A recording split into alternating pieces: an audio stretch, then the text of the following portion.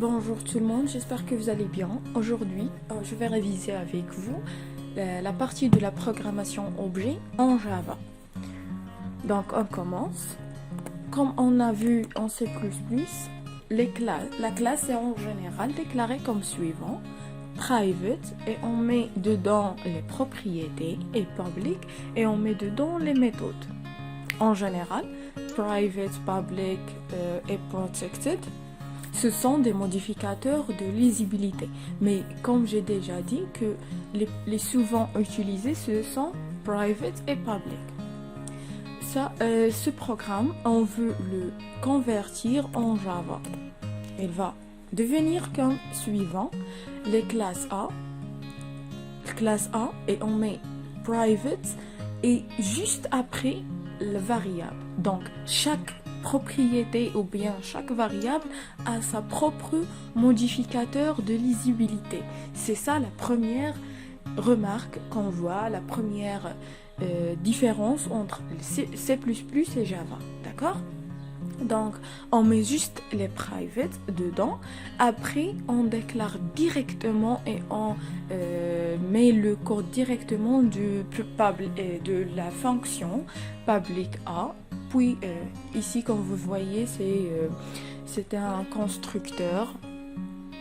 Donc, la différence, comme vous voyez, c'est que dans C++, on a une partie .h qui est le fichier des entêtes, et on a une partie .cpp qui est la partie des fichiers sources. C'est-à-dire, elle est séparée, en mode séparé. Mais en Java, on trouve tout dedans, les méthodes et aussi les propriétés. Donc, on met tout dans un seul fichier. C'est pas la peine de séparer. Et le fichier, bien sûr, c'est avec une extension .java. D'accord ? On passe. En Java, puisque tout est un pointeur, donc c'est pas la peine de faire un flèche ou bien un point. On met toujours point. Toujours, on met un point. D'accord ? Si je veux appeler 10 et une variable ou bien propriété, je mets point 10, point propriété égale paramètre. D'accord ? Des remarques. J'ai essayé de récapituler la leçon sous forme des remarques pour mieux maîtriser comment écrire en Java. Donc, comme j'ai déjà dit, tout à l'intérieur d'une classe .java. On ne met jamais .h, par exemple Java. Ça n'existe pas. Donc, il existe seulement une seule classe. S'il y a par exemple une voiture, je veux faire une classe à une voiture, à un objet voiture, je mets voiture.java et je mets dedans tout ce que je veux. Je mets classe K, par exemple, dedans private int, private char, par exemple titre, etc. Et après, je mets les constructeurs, les méthodes, etc. Donc, tout est à l'intérieur d'une classe .java. C'est ça, la même chose, tout est dans des classes, c'est-à-dire si j'ai beaucoup d'objets, chaque objet a une classe, par exemple livre, document, comme l'exemple de C++, livre, document, article, etc. Article doit être une classe, .java, livre.java, document.java, etc. Il n'y a pas de point-virgule à la fin de la classe, c'est-à-dire, dans cette partie, je vais retourner un petit peu dans ce que vous voyez en C++, à la fin de la classe, il y a un point-virgule. Mais dans le Java, comme vous voyez, il n'y a pas de point-virgule. D'accord ? C'est ça la différence. Il n'y a pas cette point-virgule. Je parle de cette point-virgule. La point-virgule après la fermeture de la classe. En Java. Comme vous voyez, oui, en Java, il n'existe pas, mais en C++ il existe. D'accord ?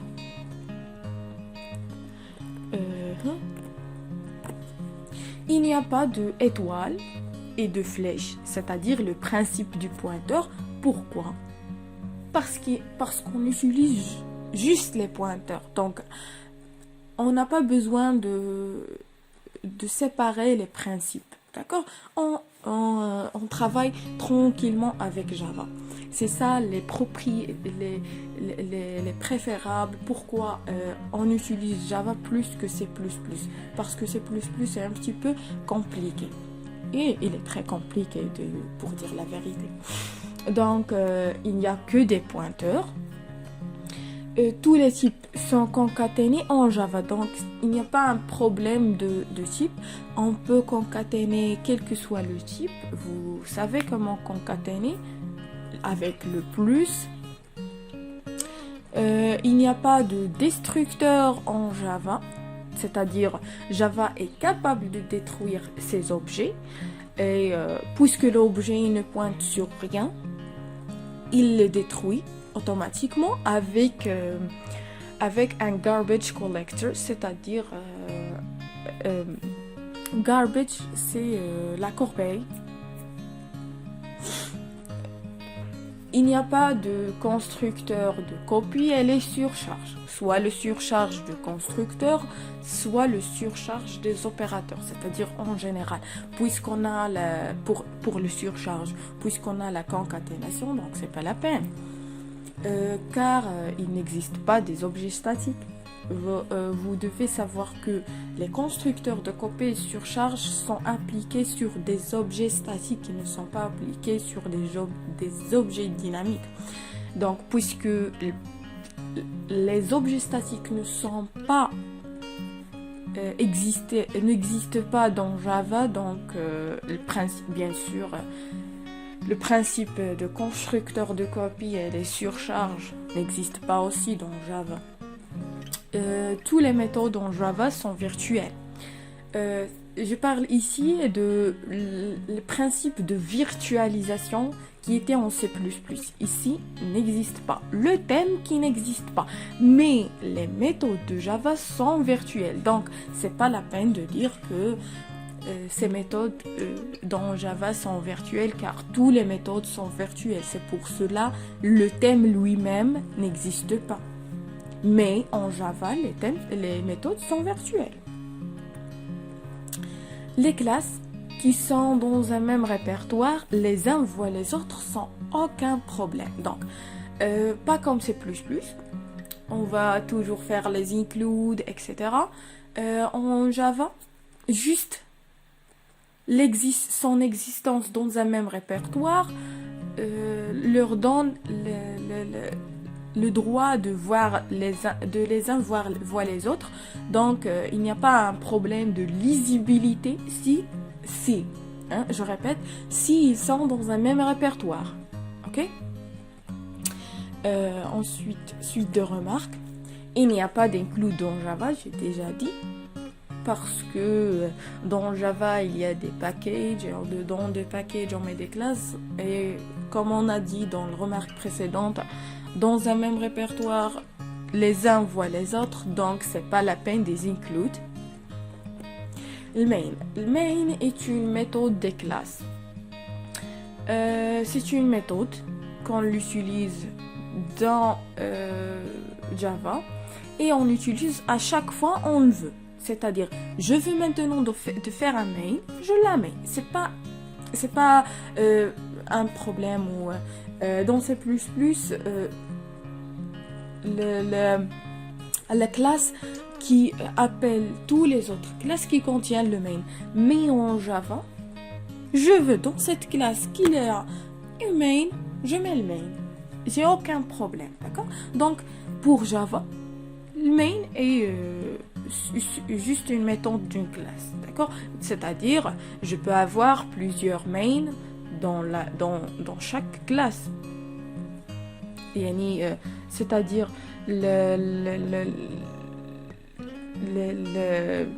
chaque classe doit avoir un main et ainsi de suite. Je peux avoir dans un package plusieurs mains. Le main le syntaxe du main, c'est toujours, on l'écrit comme ça dans Java. C'est un syntaxe. Static, public, void, main et string args. Donc, pourquoi public? Pour qu'il soit exécuté. À chaque fois, on veut le main. Et pour string args, c'est dedans il n'y a rien pour que ne vous trompez pas. Et car c'est pas 14, c'est 4. Car les tableaux en Java, args, c'est un tableau. Les tableaux en Java sont toujours dynamiques. Donc, on n'écrit rien dedans d'arc. D'accord? D'arcs. Et aussi, c'est un objet. Donc, les tableaux en Java sont considérés comme un objet. Bon, le principe de l'orienté objet, c'est considérer quelle que soit la chose, la considérer comme un objet. Donc, bien sûr, les tableaux vont être considérés comme un objet. C'est tout à fait juste.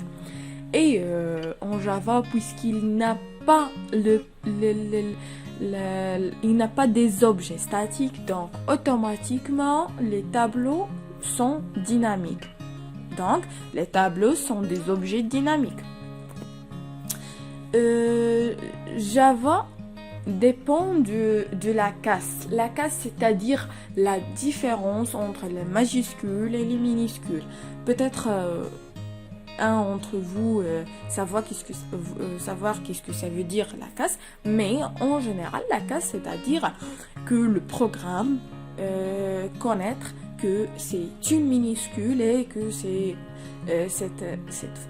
ce mot ou cette phrase commence avec minuscule ou majuscule. Par exemple, si je mets main avec une M majuscule et main avec une M minuscule, Java va considérer que ce sont différents. D'accord? Vous avez compris? Donc, je dois faire attention quand j'écris les méthodes. Si j'écris avec des minuscules, je vais l'écrire, et je vais la appeler après, je vais la appeler avec des minuscules. Si je les mets avec des majuscules, je vais les mettre avec des majuscules, etc. Donc, Java considère la majuscule et la minuscule. Donc, vous devez faire attention à votre écriture. Si je mets quelque chose avec majuscule, il doit être tout au long du programme en majuscule. Si je la mets en minuscule, on va respecter la forme que j'ai les écrits en première fois. D'accord? On ne peut pas incrémenter et décrémenter un pointeur. D'accord? En Java, on ne peut pas incrémenter et décrémenter un pointeur. C'est simple. C'est pas la peine de l'expliquer. En Java, une classe a toujours une mère. D'accord. Donc, le principe de l'héritage, c'est un principe très, très, très important dans Java. Il existe partout. Donc, si une classe n'hérite d'aucun objet, il est par défaut hérité de l'objet mère qui s'appelle object. Donc, dedans du Java, il y a une classe qui s'appelle object, qui est la mère de toutes les classes que tu vas créer quelle que soit la classe que tu vas créer, elle va être la mère de ces classes. D'accord? Donc, en Java, une classe a toujours une mère. Et la classe mère par défaut, c'est object. Bien sûr, comme j'ai déjà dit, object se trouve en tête de la hiérarchie. C'est la mère de tous les objets. Super. Super appelle le constructeur de la classe mère. D'accord? Donc, dans le principe de l'héritage, si je veux le constructeur de la classe mère, je mets super. Et c'est juste après les accolades ouvrantes. Je ne peux pas utiliser super dedans d'un programme, c'est-à-dire en milieu. quand il est appelé juste après l'accolade ouvrante de la méthode où je veux appeler le constructeur de la classe mère. C'est bon? Import permet de localiser une classe. Faites attention, il est différent de include. Import, c'est pas include. J'importe quelque chose, c'est pas la même de inclure quelque chose. D'accord? Donc, import permet de localiser une classe. Comment on l'écrit? Son syntaxe. Donc, je mets import et le nom de package, point et j'importe la partie que je veux. Si je veux importer tout le package, je mets l'étoile. Mais c'est mieux de ne pas l'utiliser parce que au bout pas de l'exécution, de la compilation, ça va prendre beaucoup de temps parce qu'il a besoin d'une partie dans le package, dans ce package, mais il est obligé, puisque tu as mis étoile, il est obligé de tout compiler pour avoir cette partie. Donc c'est mieux de faire la partie que tu veux. Par exemple, la classe que tu veux, l'objet en général que tu veux. Donc, d'accord? Et ça, import, c'est pour que j'ai déjà réalisé un package, j'ai réalisé un projet qui a un package et j'ai fait par exemple une méthode qui s'appelle le max, par exemple, dans une classe. D'accord? J'ai mis un autre projet avec un autre package et j'ai besoin de cette même méthode. Au lieu que je refais le programme, je vais faire import le nom du package précédent, point le nom de la classe où se trouve le max et comme ça je peux utiliser la méthode sans aucun problème. C'est bon? Je continue. Maintenant, je vais voir les packages.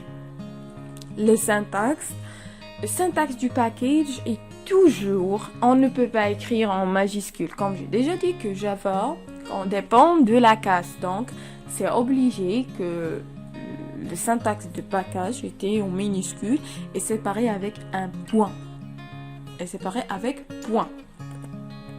Exemple, org.fsdm.smi.java. Comme vous voyez, les lettres, tout est en minuscule. Ce sont bien sûr des fichiers org. C'est un fichier qui se trouve dedans, un fichier qui s'appelle fsdm qui se trouve dedans du fichier fsdm il se trouve un fichier smi et dedans du fichier smi se trouve un fichier qui s'appelle java. C'est bon? Vous devez faire attention pour la création d'un package qui commence avec Java. Par exemple, au lieu de org, je mets Java, c'est interdit. D'accord? Parce que tout simplement, les packages prédéfinis en Java commencent par Java, donc on ne doit pas les faire nous-mêmes. D'accord? Donc, c'est ça la seule remarque qui se trouve sur les packages. On passe maintenant à les niveaux de visibilité en Java. Ce sont presque les mêmes en C++, mais avec quelques différences. Donc, private reste le même principe. Public aussi. Protected, il a un rapport avec l'héritage, comme je l'ai déjà dit en C++. Donc, le niveau suivant se trouve seulement dans Java, il ne se trouve pas dans C++.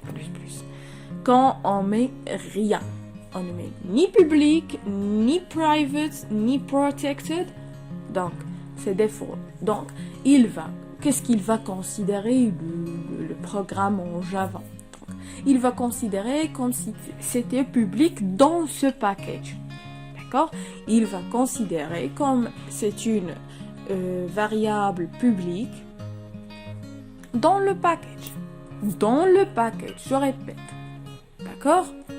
Donc, il est comme un passe-partout dans le package. On peut l'utiliser partout. D'accord?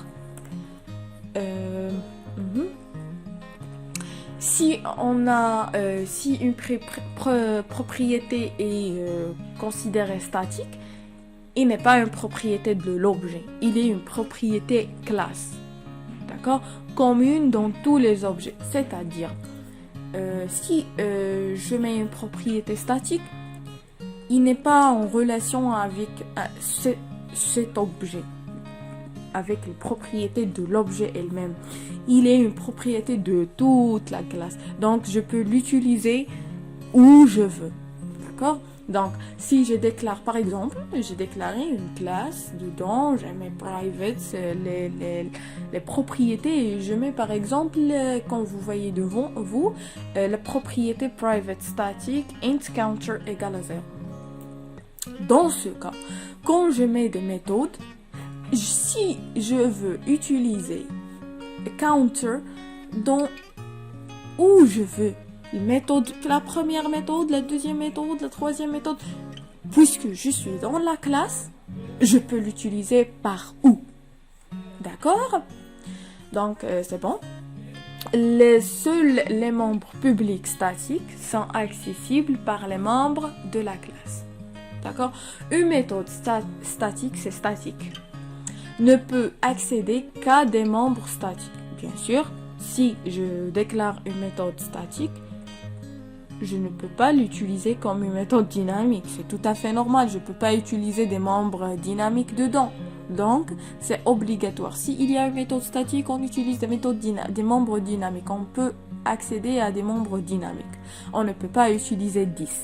10 accède à des membres dynamiques. Donc, tout à fait normal. Si je déclare une méthode statique, je ne peux pas utiliser 10 parce que 10 pointe sur les membres dynamiques. Il ne pointe pas sur les membres statiques.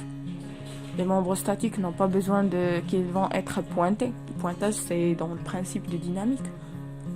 Et même à une propriété de classe. Donc, il a accès, une méthode statique, elle a accès à des membres statiques seulement. Il n'a pas accès à 10 ni aux propriétés de la classe. Car les propriétés seront être dynamiques. Tout à fait ça. Une classe abstract n'est pas instanciable et aussi, bon, abstract, vous n'avez pas vu puisque vous n'avez pas étudié la partie de swing, donc c'est pas la peine. Un constructeur ne peut jamais, je répète, ne peut jamais être statique. Tu peux pas écrire statique et le constructeur. C'est impossible. D'accord? Un constructeur est toujours dynamique, donc impossible d'écrire le mot clé statique avant constructeur. D'accord?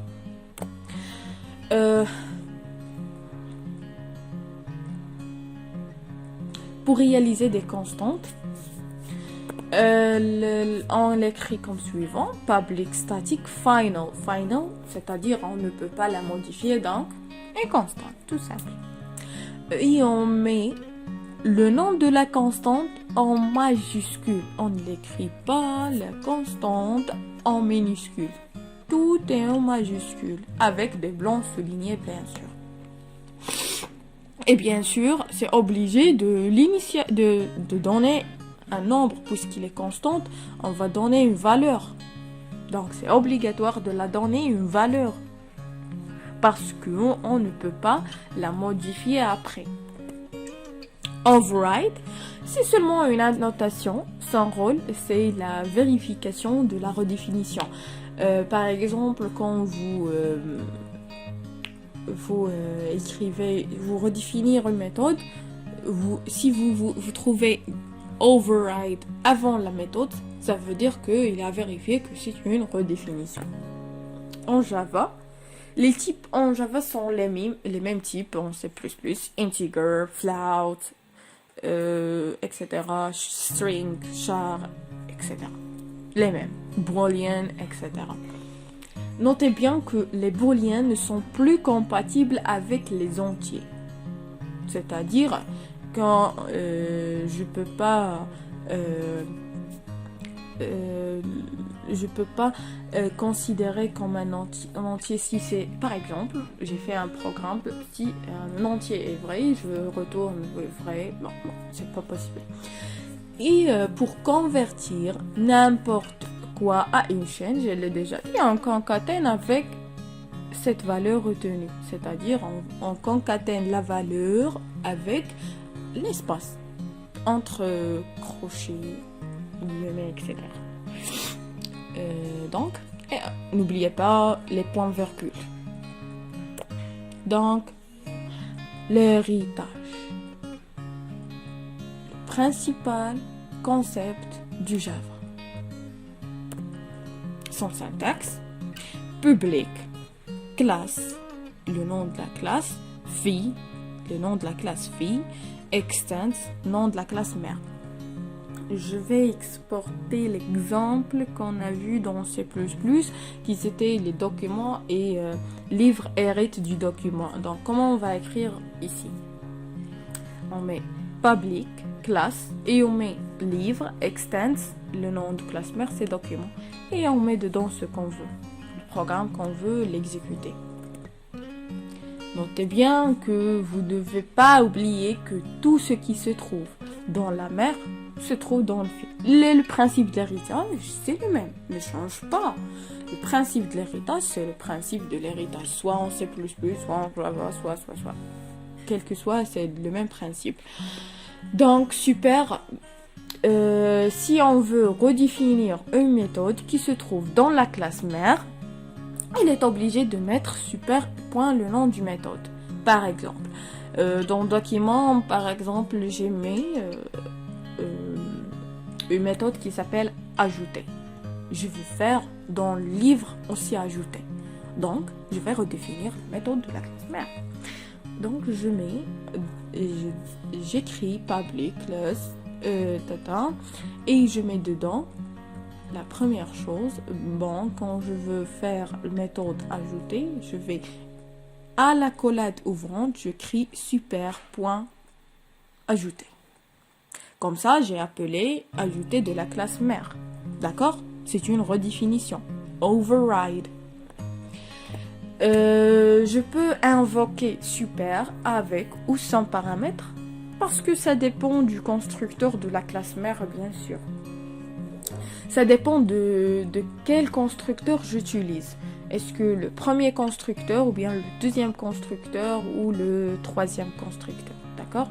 Ça dépend du constructeur invoqué.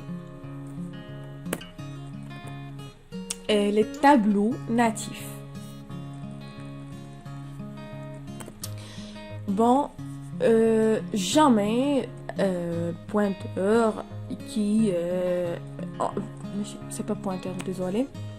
Par exemple, le syntaxe suivant, point, c'est une classe, et on mettait 10.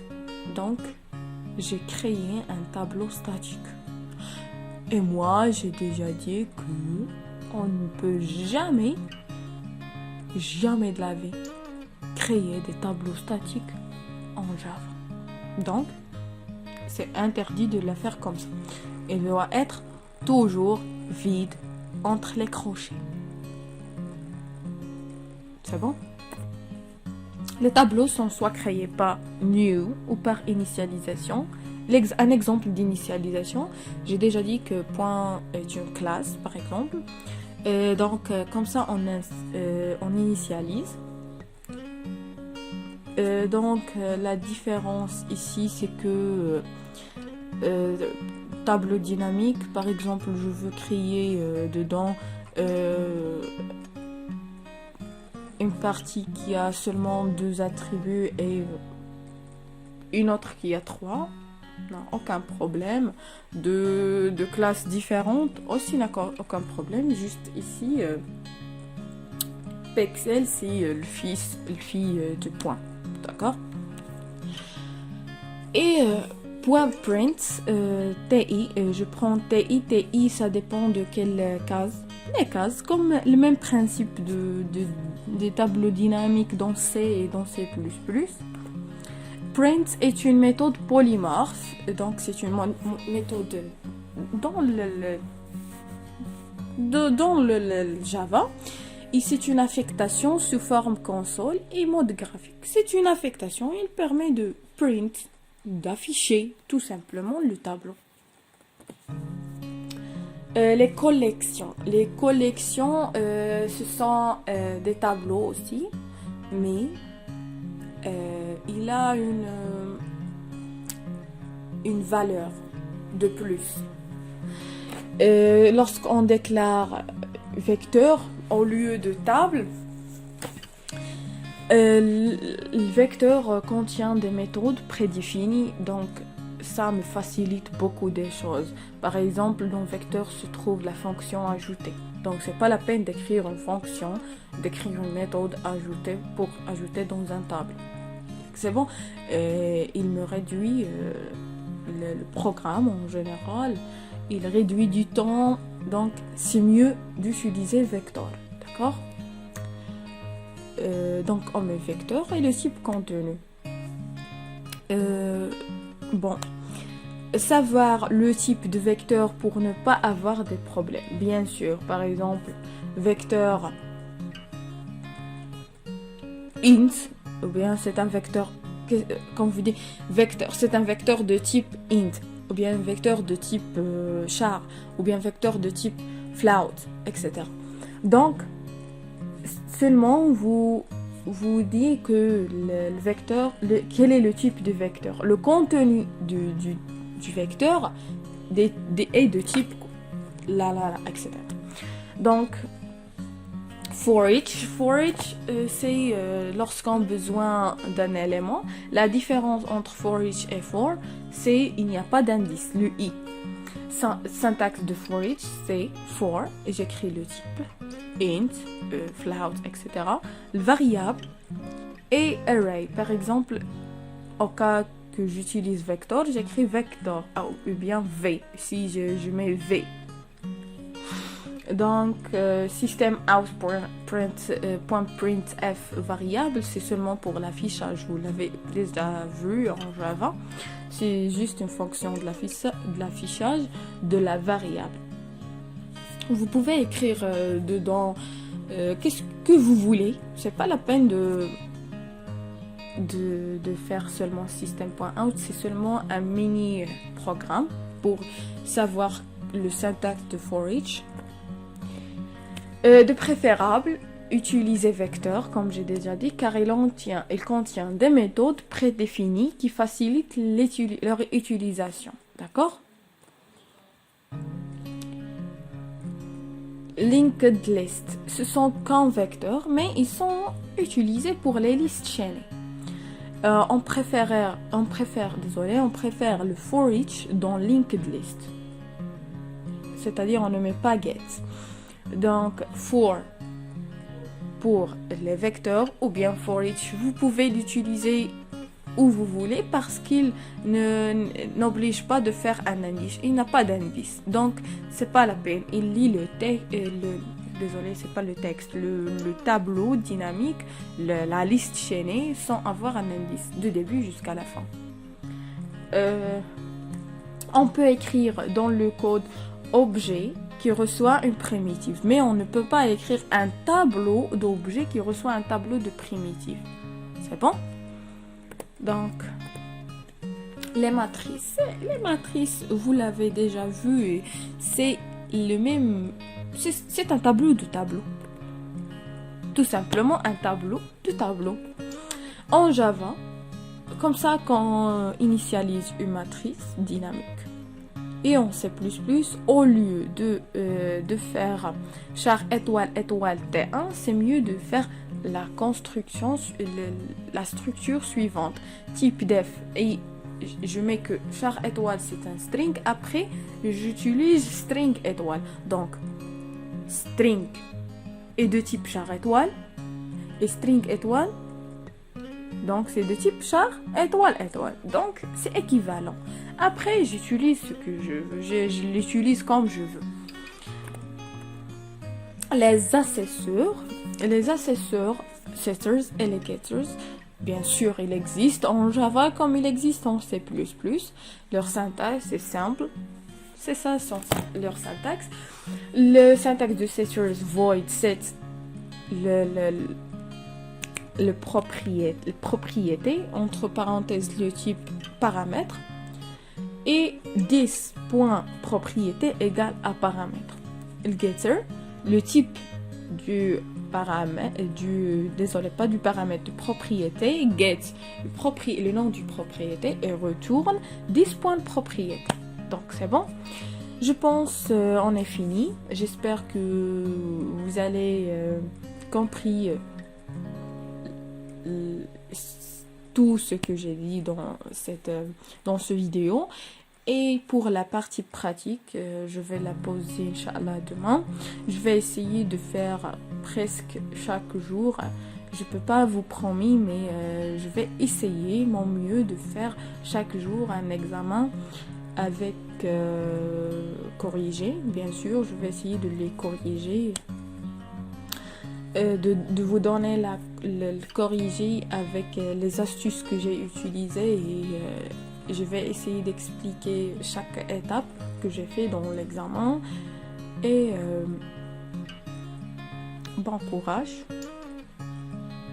Et n'oubliez pas que c'est un principe d'apprentissage, tout simplement. Si vous apprenez ce qui est noté, ce que j'ai déjà dit, donc vous serez capable d'écrire dans l'examen, de résoudre l'examen. Ça serait très facile de vous faire face aux examens. Donc je vous souhaite bon courage, bonne préparation. À la prochaine. Au revoir.